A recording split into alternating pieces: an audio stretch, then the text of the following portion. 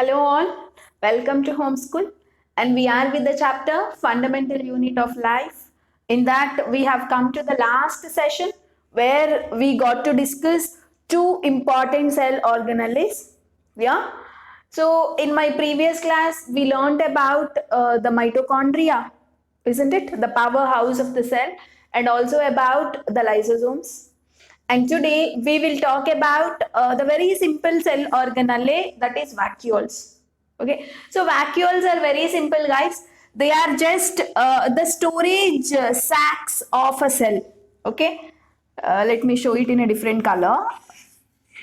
Storage sacs of a cell is called vacuole. Here, it is found both in animals and the plants, but there is a difference, guys. The vacuoles of animal cell is very small, but the vacuoles of plant cell is very big. Okay, usually 50 to 60% of the cell is occupied by vacuole only in case of plant cell. Now, let us try to draw the plant cell. Yeah, and guys, it's very important to know how to draw an animal cell as well as plant cell. Okay, almost everything is common only, but there are certain things in plant cell which is different. Okay, I'll mention that also. First, let us try to draw a plant cell easily. Okay, so observe carefully. Okay, see, this is what is our cell wall.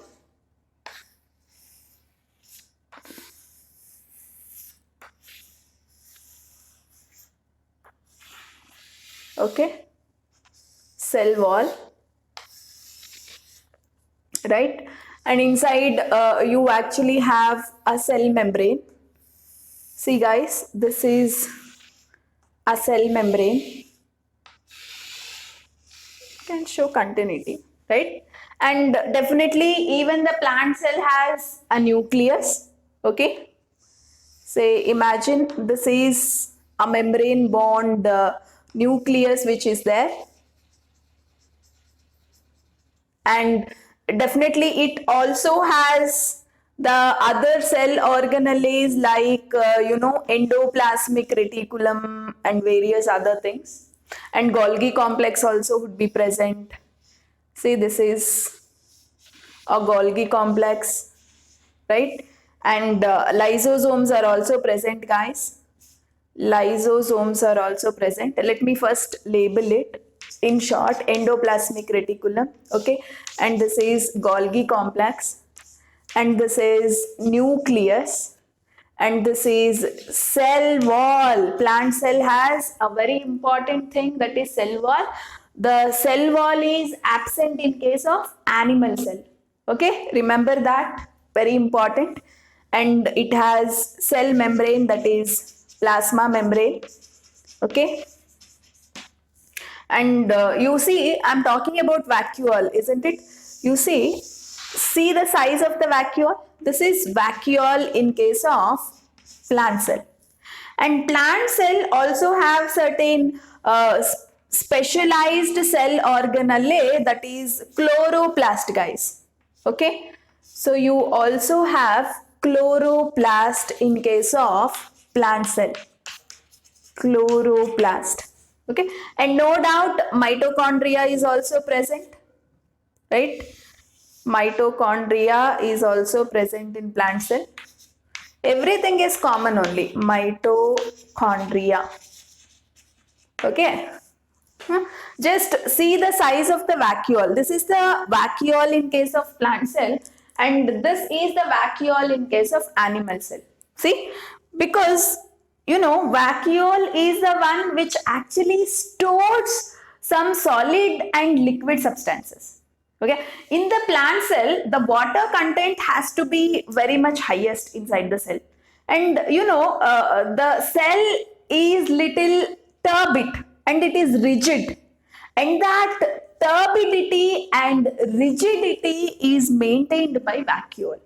Okay, it's very essential to have a large vacuole in case of plant cell, because more water it has to store, more food items it has to store, isn't it? So that's the reason you have the larger vacuole in case of plant cell, but a smaller vacuole in case of animal cell. Okay, let us try to write the points on vacuole.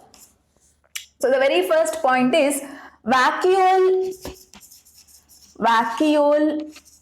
are small sacs that can store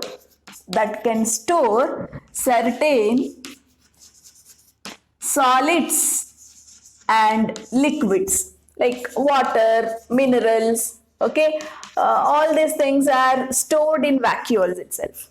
Okay, and very important point that you have to remember is bigger vacuole is seen in plant cell, okay, and smaller vacuole is seen in animal cell. This difference is very important, guys. Okay, clear? And usually in case of unicellular organisms like amoeba, okay, paramecium, the vacuole is meant for storing the food also. Okay, say for example, if you see amoeba, okay, so this is what amoeba. Imagine the food is here, okay, and there are, this is the vacuole of amoeba. This is vacuole of amoeba and this is food. You know how does the amoeba takes food? This is cell membrane, guys. We all know this is cell membrane. Okay, the cell membrane only, this is how cell membrane would try to become like this. You know, finger-like projections are formed from cell membrane. Okay, so here vacuole is there. This finger-like projections that are formed by cell membrane is called pseudopodia. Okay, so the moment amoeba sees the food, finger-like projections are formed by cell membrane. Food is taken inside and that food is entered into vacuole, guys. Okay, see, the food is entering into a vacuole. In a vacuole, the food is stored and the digestion of food actually occurs inside the vacuole. Okay, if the food undergoes digestion only, the amoeba cell gets energy, isn't it? So where is the food getting stored and where is the digestion happening in amoeba? It is inside the vacuole. See how important vacuole is for some of the organisms. Maybe for multicellular organisms like humans, vacuole's duty is very less. But for single cell structures, vacuole's duty is too much. Okay, so that is where food is stored. And remember this word pseudopodia. What is pseudopodia? Cell membrane only is getting converted into finger-like structure. Why? To grab the food. Okay, see, the moment amoeba sees the food, some portion of the cell membrane gets converted into finger-like projection called pseudopodia. Food is entering and it is storing in vacuole. There it undergoes digestion to get the energy. Okay, so this is all about the vacuole. Okay, only thing to remember is vacuole is very much bigger in plant cell, but vacuole is very much smaller in animal cell. What is the duty of vacuole? It stores, certain solid and liquid substances. Okay, say vacuole is bigger in plant cell is because to maintain turbidity and rigidity of a cell. Okay, cell has to be little rigid, little rough. Okay, and it should be little sensitive also. For that we have a bigger vacuole in case of plant cell. Clear? And now let us go for the last cell organelle, that is plastids. First and foremost, remember that plastids are found only in plants. Guys. Okay, so you don't find plastids in animal cells. You will find plastids only in the plant cells. Actually, there are two types of plastids. One is chromoplast, and another one is leucoplast. Okay, so chromo in the sense color. Okay, chromoplast are actually colored, and leucoplast are colorless, guys. Okay, and usually one of the important variety of chromoplast is chloroplast. Okay, so what is the important variety of chromoplast? Chloroplast. Okay, chloroplast actually contains, it is a green colored plastid, guys. What is a chloroplast? Green colored plastid. I told you. Okay, chromoplast are nothing but colored organelles, cell organelles. Under that, one of the colored chromoplast is chloroplast. Which color does it has? It has green color. Why it has green color? Because it contains a green pigment called chlorophyll. Okay, so chloroplast contains green pigment called chlorophyll. Okay, so where is this chlorophyll is used? It is helpful in photosynthesis. You all know what do you mean by photosynthesis, isn't it? It is a process of preparing food by plant cells. Okay, plants can able to prepare their own food. Can we able to prepare our own food? No, right? We depend on plants for our food. We depend on other animals for our food. But plants are not like that. They can prepare their own food to get energy. Okay, so that preparation of food by plants is called photosynthesis. And for photosynthesis, chlorophyll is very much necessary. Okay, where is this chlorophyll present? It is present in chloroplast. Chloroplast is an important example for chromoplast. Chromoplast is a type of plastid. Understood? Plastids are of two types, chromoplast, leucoplast. Chromoplast example, chromoplast in the sense what? Colored plastids. Leucoplast are colorless plastids. Okay, so the example for chromoplast is chloroplast, which is green in color. Clear? Say, usually if you want to know the structure of chloroplast, try to remember this. This is for your knowledge. It has an outer membrane, okay, and it has one inner membrane. It is, it has two membranes, guys. Outer membrane and inner membrane. Clear? And inside the inner membrane, there are certain coins-like structures which are arranged in stacks. Okay? See, coins-like structures.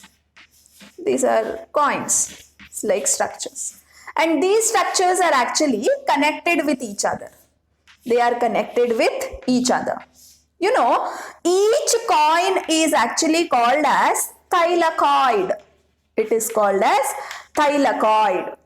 And group of coins, this arrangement, group of coins is called grana.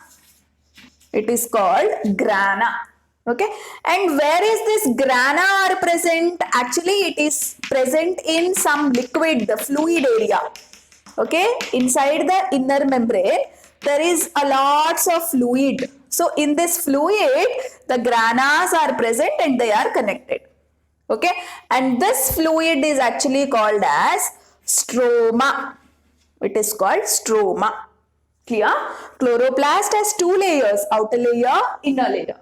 Inner layer has certain liquid which we call it as stroma. Inside the stroma, there are small coins. Okay, so many coins will form as a group. Each coin is called thylakoid. Group of coins is called grana. Okay, and grana are connected with each other. Okay, and on a thylakoid, you actually have that green color pigment called chlorophyll. Okay, so this is where our chlorophyll is present, guys. Understood? Chlorophyll is here.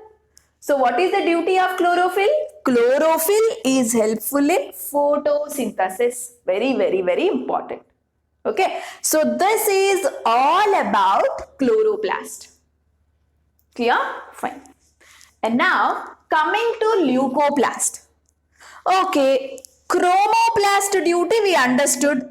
Chromoplast are nothing but colored plastids. Under that, one of the important example is chloroplast. Since it has a chlorophyll pigment, it is used in photosynthesis. Now, what is the duty of colorless plastids? They help in storing. They help in storing oils, fats, proteins, etc. You know, enzymes are nothing but certain chemicals, okay, etc. Got to know? So their duty is to store certain things. Okay, actually the duty of vacuole and the duty of leucoplast is almost similar, not exactly same. You know, in vacuole also is helpful in storing certain substances. So in a similar way, leucoplast also help in storing these many things inside a plant cell. Clear? So this is all about plastids. And now let us try to learn the differences between animal cell and plant cell. Clear? Observe, guys. Animal cell is here, plant cell is here. So what are the differences that you can observe between animal cell and plant cell? First thing is cell wall, isn't it? Plant cell has a cell wall, right? And animal cell do not have cell wall. Remember, okay? This is a very, very important point to be remembered. Why plant cells have cell wall, guys? Because they need more support and strength, okay, than the animal cell. That's the reason cell wall it is acting as a supportive agent. It is giving a strength to the plant cell for the survival. Clear? So plant cells have a cell wall, animal cells do not have a cell wall. And second difference, what you can observe, see the size of the vacuole, isn't it? Bigger vacuole is observed here. Bigger vacuole, right? And here vacuole is very small. Vacuole is small. Okay. See how much bigger vacuole? 50 to 60% of the plant cell is occupied by vacuole only. But you see the size of the vacuole in case of animal cell, it is very small, isn't it? So there is a difference in the size of the vacuole.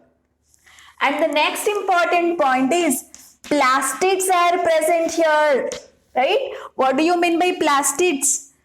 Chloroplast and leucoplast. Chloroplast and leucoplast are present in case of plant cell, but there are no plastids in case of animal cell. Yes or no? So these are the three major differences between a plant cell and animal cell. Rest of the things are similar. These guys also has endoplasmic reticulum. Plant cell also has endoplasmic reticulum. Animal cell has nucleus. Plant cell also has nucleus. Animal cell has Golgi complex. Plant cell also has Golgi complex. Lysosomes are present in both sides, isn't it? So all cell organelles are same. Mitochondria present in animal cell as well as plant cell.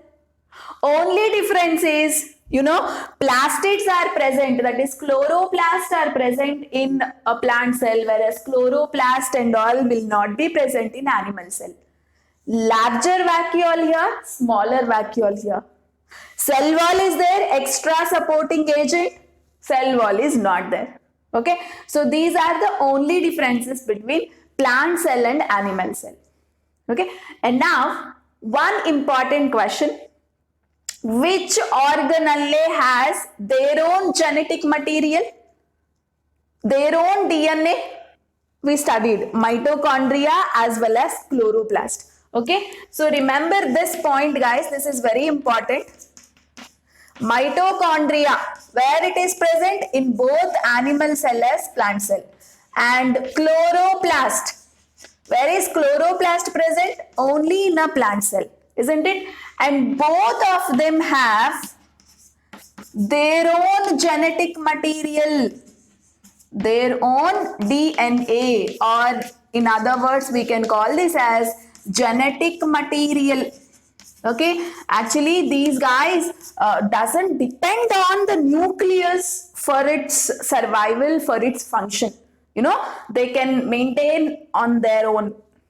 They don't depend on anyone, right? But whereas Golgi complex, endoplasmic reticulum and all, they should depend on the nucleus, because nucleus is the main guy that should give orders for all the cell organelles to work properly. It's like a manager of a cell. Okay, say managers will always manage, yes or no? Say somebody have to be there to manage every cell organelle, to work together, to have a teamwork and to have an understanding or coordination, isn't it? So DNA is the one which manages everything, but chloroplast and mitochondria doesn't care nucleus, because they have their own managers within them. Okay, they can manage on their own. They don't depend on anyone, right? Because they have their own genetic material. Yeah? So this is a very important point to be remembered in this chapter. Fine. So with this, we have completed a chapter. Say after learning all these things about the cell, I think now you can give a better answer for the question: why is a cell functional and structural unit of life? You know, everything that happens within a cell only. One particular, see, there are so many organelles, all of them are working together, all of them have a lot of understanding between them, right? Each organelle is doing a particular duty. You know, when every organelle does their duty, then a cell can stay healthy and happy and do its function. Whenever each and every cell is doing its duty properly, then everything within a system work wonderfully.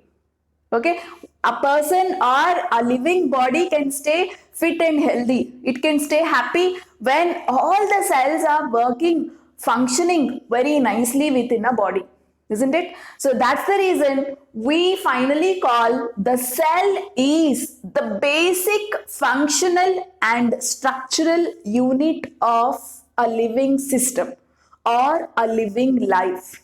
Clear? So with this, I complete a chapter. We'll meet up in the next chapter. Keep revising the chapter. This is the basic and fundamental chapters to understand the next coming chapters in biology. Yeah? So see you with the next chapter. If you like our video, please like, share and subscribe our channel for more updates to learn the concepts in an easier way and in a detailed way. Thank you so much.